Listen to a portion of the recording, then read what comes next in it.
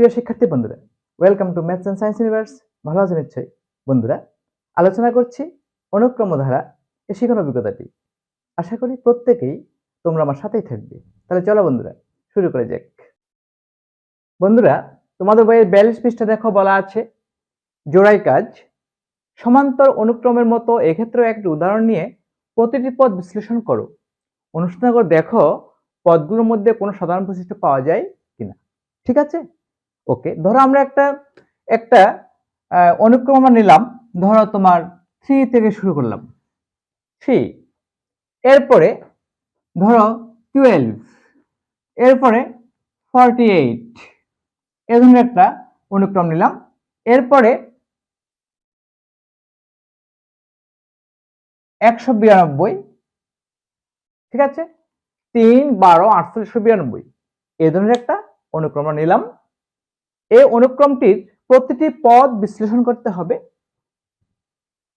এবং অনুসন্ধান করে দেখতে হবে যে পদগুলোর মধ্যে কোনো সাধারণ বৈশিষ্ট্য পাওয়া যায় কিনা। বন্ধুরা, তোমরা ভাবো তো, এই 3, 12, 48, 192 কেমন, এই পদগুলোর মাঝে কোনো প্রকার সাধারণ বৈশিষ্ট্য আছে কিনা। কেমন, যেমন এখানে 3, আমরা এই 3টাকে আমরা লিখতে পারি 3, ঠিক আছে। এই 12টা লিখতে পারি 3 ইন্টু 3 ইন্টু 4, কত, 3 ইন্টু 4, রাইট। এটাকে লিখতে পারি 3 into 4 into 4, 3 into 4, 3 into 4 into 4, that is 3 into 16। অথবা আমরা যদি এটা লিখি যে এভাবেও লিখতে পারি, সরি, আমরা এটাকে এভাবেও লিখতে পারি। সাপোজ কিরকম, যে এখানে 12 আছে, 12 ইন্টু 4, এখানে 3 ইন্টু 4, দ্বিতীয় পদ মানে কি প্রথম পদ গুণ 4, তৃতীয় পদ দ্বিতীয় পদ গুণ 4, এবং তৃতীয় পদ তোমার 48 ইন্টু 4। বন্ধুরা, আমরা 4টি পদ এখানে দেওয়া আছে, 4টি পদকে বিশ্লেষণ করলাম। পরের পদ হবে 192 গুণ 4, তারপর পদ তাকে আবার 4 দ্বারা গুণ, এভাবে চলতে থাকবে। তার মানে কি দেখা যাচ্ছে কি, প্রথম পদকে 4 দ্বারা গুণ করে দ্বিতীয় পদ পাওয়া যায়, অর্থাৎ পূর্ববর্তী পদকে 4 দ্বারা গুণ করলে দ্বিতীয় পদ পাওয়া যায়। কেমন, পূর্ববর্তী পদকে 4 দ্বারা গুণ করলে পরবর্তী পদ পাওয়া যায়, রাইট।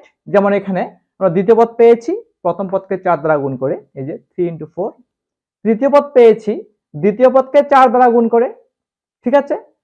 চতুর্থ পদ পেয়েছি তৃতীয় পদকে 4 দ্বারা গুণ করে। তাহলে দেখা যাচ্ছে কি, এখানে পরপর দুটি পদের অনুপাত সর্বক্ষেত্রে সাধারণ সমান অনুপাত, সাধারণ অনুপাত, ঠিক আছে না। এই ক্ষেত্রে দেখা যাচ্ছে কি, যে 12 divided by 3 equal to 48 divided by 12 equal to 192 divided by 48 equal to 4। 12 কে 3 দ্বারা ডিভাইড করো 4 পাবে, 48 কে 12 দ্বারা ডিভাইড করো 4 পাবে, এবং 192 কে 48 দ্বারা ডিভাইড করো 4 পাবে, ঠিক আছে। বৈশিষ্ট্য হলো প্রতিটি পরপর দুটি পদের সাধারণ অনুপাত একই, অর্থাৎ অনুপাত সাধারণ। পরপর দুটি পদের অনুপাত কি সাধারণ, ঠিক আছে। যেহেতু পরপর দুটি পদের অনুক্রম সাধারণ, সুতরাং এটা একটা অনুক্রম, তোমার গুণোত্তর অনুক্রম, রাইট, গুণোত্তর অনুক্রম। এভাবে আমরা চলতে থাকবো। এখানে আমরা যদি দ্বিতীয় পদকে 4 দ্বারা ডিভাইড করি, প্রথম পদ পাওয়া যাবে। তৃতীয় পদকে 4 দ্বারা ডিভাইড করলে দ্বিতীয় পদ পাওয়া যাবে। চতুর্থ পদকে 4 দ্বারা ডিভাইড করলে তৃতীয় পদ পাওয়া যাবে, ঠিক আছে। এটা হলো এই সমান্তর অনুক্রমটির বৈশিষ্ট্য। এখানে আমরা আরো দেখতে পাচ্ছি যে আমরা যদি লিখি যে 12 সমান লিখতে পারি 3 ইন্টু 4, 3 ইন্টু 4। আবার 48 সমান লিখতে পারি 3 into 4 into 4 equal to 3 into 4 square. আবার 192 সমান লিখতে পারি 3 into 4 into 4 into 4 equal to 3 into 4 cube. 2টা 4 গুণ করলে 4 স্কয়ার, 3টা 4 গুণ করলে 4 কিউব। তার মানে এখানে সাধারণ অনুপাত হলো 4, ঠিক আছে, আর 3 হলো প্রথম পদ। তাহলে প্রথম পদকে সাধারণ অনুপাতের স্কয়ার দ্বারা গুণ করলে তৃতীয় পদ পাওয়া যায়। থার্ড পদ পাবো আমি প্রথম পদ গুণ সাধারণ অনুপাতের উপরে পাওয়ার 2। চতুর্থ পদ পাবো প্রথম পদ গুণ সাধারণ অনুপাতের উপরে পাওয়ার 3, অর্থাৎ চতুর্থ পদের ক্ষেত্রে পাওয়ার 1 কম হবে, দ্বিতীয় পদের ক্ষেত্রে পাওয়ার 1 কম হবে, কেমন, অর্থাৎ এখানে 2 হবে। দ্বিতীয় পদের ক্ষেত্রে পাওয়ার 1 হবে, তাও 1 কম, পাওয়ার 1 কম হবে। দ্বিতীয় থেকে 2 থেকে 1 কম, এখানে 3 থেকে 1 কম, এখানে চতুর্থ পদ, এখানে পাওয়ার 4 থেকে 1 কম। বুঝতে পেরেছো? এই হলো আমাদের গুণোত্তর অনুক্রমটির আলোচনা, বিশ্লেষণ। প্রতিটি পদ বিশ্লেষণ করলাম এবং এদের বৈশিষ্ট্য হলো এদের পরপর দুটি পদের অনুপাত সাধারণ, পরপর দুটি পদের অনুপাত সাধারণ, সর্বক্ষেত্রে একই, সর্বক্ষেত্রে 4। বুঝতে পেরেছ? ওকে বন্ধুরা, 39 পৃষ্ঠায় গুণোত্তর অনুক্রমের ঘটনাকে দেখেছিলাম যে লিলি তার মায়ের জন্য উপহার কিনবে। সেক্ষেত্রে সে প্রথম সপ্তাহে যত টাকা সঞ্চয় করবে, পরবর্তী সপ্তাহে তার দ্বিগুণ টাকা সঞ্চয় করবে, তার পরবর্তী সপ্তাহে তার দ্বিগুণ টাকা সঞ্চয় করবে। এভাবে সঞ্চয় করে সে তার মায়ের জন্য 300 টাকা দিয়ে একটি উপহার ক্রয় করবে। ঠিক আছে, তো আমরা দেখেছিলাম যে ষষ্ঠ সপ্তাহ পর্যন্ত সে যদি সঞ্চয় করে, প্রথম সপ্তাহে 5 টাকা, দ্বিতীয় সপ্তাহে 10 টাকা, তৃতীয় সপ্তাহে 20 টাকা, চতুর্থ সপ্তাহে 40 টাকা, এভাবে যদি সে ষষ্ঠ সপ্তাহ পর্যন্ত যায়, তাহলে দেখা যাচ্ছে টোটাল 6 সপ্তাহের টাকা 315 টাকা হয় এবং সে মায়ের জন্য উপহার কিনতে পারে। তো লিলির সে অনুক্রমটি ছিল এরকম যে প্রথম সপ্তাহে 5 টাকা, দ্বিতীয় সপ্তাহে 10 টাকা, তৃতীয় সপ্তাহে 20 টাকা, চতুর্থ সপ্তাহে 40 টাকা, এরকম অনুক্রমটা ছিল। ঠিক আছে, এই অনুক্রম দিয়ে আমরা এখন গুণোত্তর অনুক্রমের সাধারণ পদ কি হতে পারে সেটা আমরা বের করব। আর লিলি যদি এভাবে সঞ্চয় করে, প্রশ্নটা হলো লিলি যদি এভাবে সঞ্চয় করে প্রথম সপ্তাহে 5 টাকা, দ্বিতীয় সপ্তাহে 10 টাকা, তৃতীয় সপ্তাহে 20 টাকা, চতুর্থ সপ্তাহে 40 টাকা, এভাবে যদি সঞ্চয় করে লিলি, তাহলে 52তম সপ্তাহে সে কত টাকা সঞ্চয় করবে এটা আমাকে বের করতে হবে। বন্ধুরা, আমি কি এভাবে বের করতে পারবো প্রথম, দ্বিতীয়, তৃতীয়, চতুর্থ, পঞ্চম, ষষ্ঠ, সপ্তম, অষ্টম, নবম, দশম ইত্যাদি 52তম, আমি কি এভাবে এক সপ্তাহ করে করে 2 দ্বারা গুণ করে করে কি আমি 52তম সপ্তাহে কত টাকা সঞ্চয় করবে সেটা কি বের করতে পারবো? অনেক সময় সাপেক্ষ বিষয়, আমরা কিন্তু সেভাবে বের করতে পারবো না। তাহলে আমাকে কি করতে হবে? অবশ্যই আমাকে একটা পদ্ধতি অবলম্বন করতে হবে। আমাকে এমন একটি সাধারণ পদ বের করে নিতে হবে যেখানে আমি ওই সাধারণ পদ দিয়ে এই গুণোত্তর অনুক্রমের ক্ষেত্রে সেই সাধারণ পদ দিয়ে যে কোনো সপ্তাহের সঞ্চয়ের টাকা বের করতে পারবো। 52তম সপ্তাহ হোক, 100তম সপ্তাহ হোক, 1000তম সপ্তাহ হোক, আমি কিন্তু সেটা বের করতে পারবো সেই সাধারণ পদের সাহায্যে।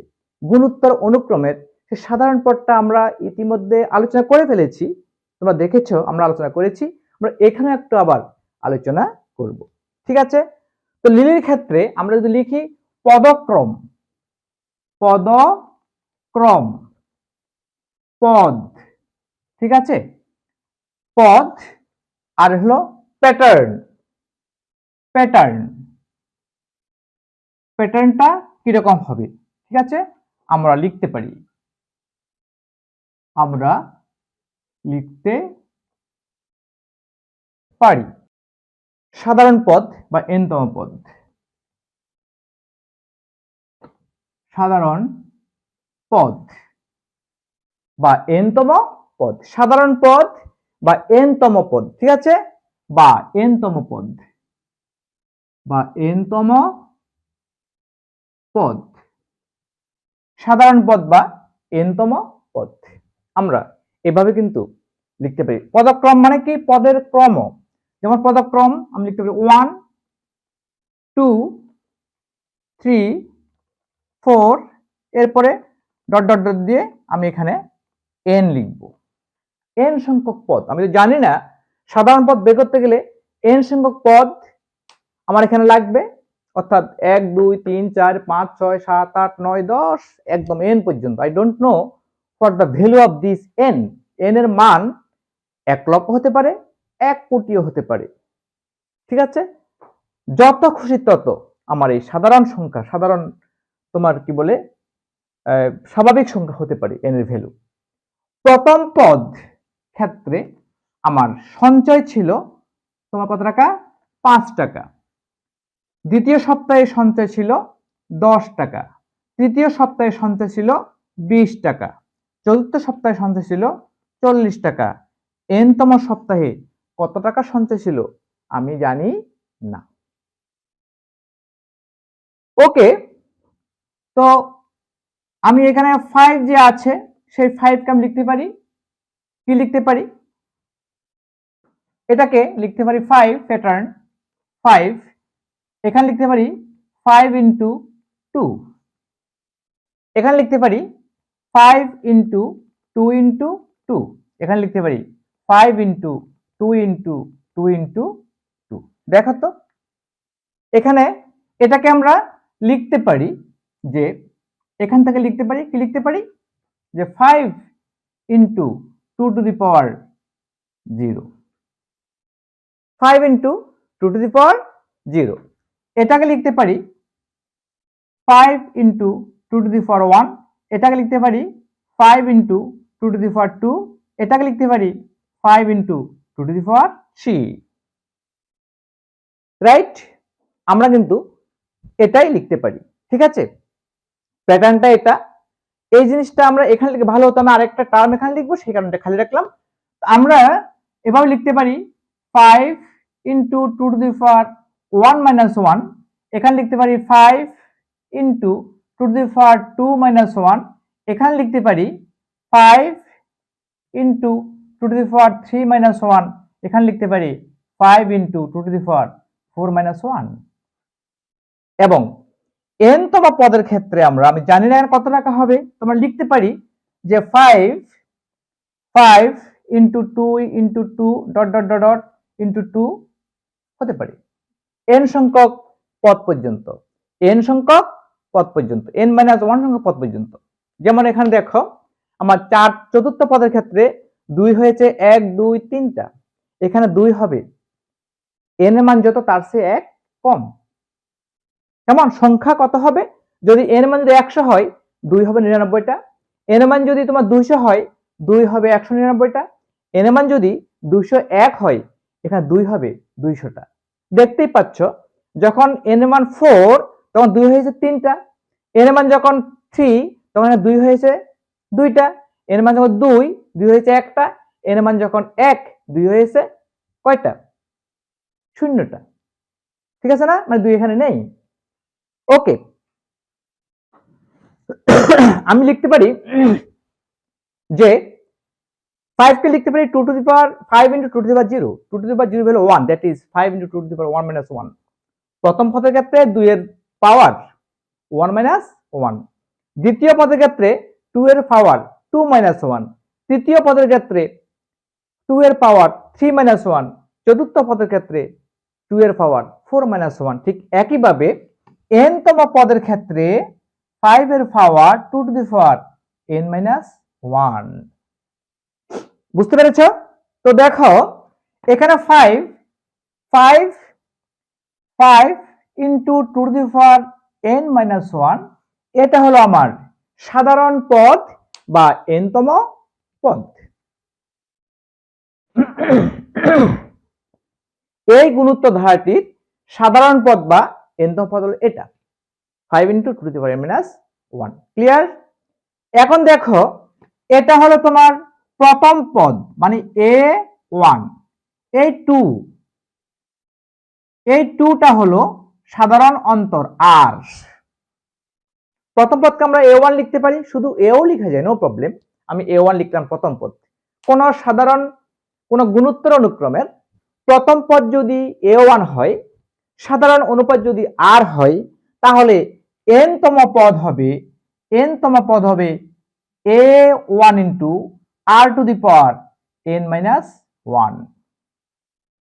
দেখো তো 5 মানে a1, আর মানে সাধারণ অনুপাত n-1। সাধারণ অনুপাত আমি যদি 10 কে 5 দ্বারা ডিভাইড করি আমি পেয়ে যাব 2। আমি যদি 20 কে 10 দ্বারা ডিভাইড করি আমি পেয়ে যাব 2। আমি যদি 40 কে 20 দ্বারা ডিভাইড করি পেয়ে যাব 2। অর্থাৎ পরবর্তী পদকে পূর্ববর্তী পদ দ্বারা ডিভাইড করলে আমি সাধারণ অনুপাত পেয়ে যাচ্ছি। পরপর দুটি পদের অনুপাত একই, সাধারণ। এই কারণে এটাকে সাধারণ অনুপাত বলা হচ্ছে। তোমরা তো জানো যে অনুপাত একটা ভগ্নাংশ, ঠিক আছে না?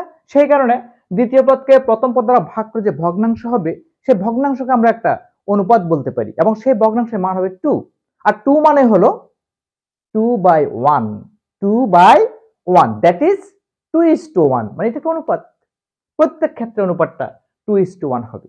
দ্বিতীয় পদ ভাগ প্রথম পদ 2:1, তৃতীয় পদ ভাগ দ্বিতীয় পদ ইকুয়াল টু 2:1, চতুর্থ পদ ভাগ তৃতীয় পদ ইকুয়াল টু 2:1। সকল ক্ষেত্রে আমার অনুপাতটা 2:1, দ্যাট ইজ 2। তাহলে সাধারণ অনুপাত হলো 2 আর প্রথম পদ হলো 5। প্রত্যেক ক্ষেত্রে আমি প্রথম পদ 5 5 5 5 লিখেছি এবং তার সাথে 2 এর আমি কি পেয়েছি, গুণিতক পেয়েছি। কেমন? দ্বিতীয় পদের ক্ষেত্রে 2 পেয়েছি একটা, তৃতীয় পদের ক্ষেত্রে 2 পেয়েছি দুইটা, পাওয়ার 2, দ্যাট ইজ পাওয়ার 3-1। হ্যাঁ, যততম পদ সাধারণ অনুপাতের পাওয়ার তার চেয়ে 1 কম পেয়েছি। তাহলে n তম পদের ক্ষেত্রে সাধারণ অনুপাতের পাওয়ার 1 কম হবে, দ্যাট ইজ n-1 হবে। ঠিক আছে না বন্ধুরা? আমরা কি এখন এই অনুক্রমে লিলির 52তম সপ্তাহে কত টাকা সঞ্চয় করবে সেটা কি বের করতে পারবো না? নিশ্চয়ই পারবো। আর এটা হলো গুণোত্তর অনুক্রমের সাধারণ পদ। ক্লিয়ার? ওকে। এখন দেখো আমরা 52তম সপ্তাহের টাকা হিসাব করি। এর ভ্যালু তো 5 আছে, তুমি বসাতে পারো। 52তম সপ্তাহে কত টাকা সঞ্চয় করবে সেটা তো আমরা বের করি। আমরা এখানে এর ভ্যালু 5 বসাবো ইনটু আর এর ভ্যালু 2 বসাবো আর পাওয়ার 52 - 1 হবে equal to 5 into 2 to the power 51। এটা হবে লিলির 52তম সপ্তাহে সঞ্চয়কৃত টাকার পরিমাণ। 52তম সপ্তাহে সঞ্চয়কৃত টাকার পরিমাণ। আমরা 52তম সপ্তাহে লিলি কত টাকা সঞ্চয় করবে সেটা আমরা এভাবে বের করতে পারবো যে 52তম সপ্তাহে লিলি এত টাকা সঞ্চয় করবে। আমি যদি এখানে প্রথম, দ্বিতীয়, তৃতীয়, চতুর্থ, পঞ্চম, ষষ্ঠ, সপ্তম, অষ্টম এভাবে যেতাম অনেক সময় লাগতো। আমি এখন এই তোমার সাধারণ পদ দিয়ে, এই সাধারণ পদের সাহায্যে, এই যে সাধারণ পদ, এই সাধারণ পদের সাহায্যে আমি কিন্তু সহজেই যে কোনো সপ্তাহের সঞ্চয়কৃত পরিমাণ বের করতে পারবো। অর্থাৎ যে কোনো গুণোত্তর অনুক্রমের সাধারণ পদ হলো a1 r two the power n-1 বা n তম পদের মান বা সাধারণ পদ n তম পদের মান। ঠিক আছে? ওকে বন্ধুরা, আজকে এ পর্যন্তই। আমার ভিডিও তোমাদের কেমন লেগেছে? যদি ভালো লেগে থাকে অবশ্যই আমার ভিডিওকে লাইক করবে, তোমাদের প্রিয়জনদের কাছে, সহপাঠীদের কাছে আমার ভিডিওটি শেয়ার করবে এবং আমার চ্যানেলটিকে কোনো ক্রমে সাবস্ক্রাইব করতে ভুলো না।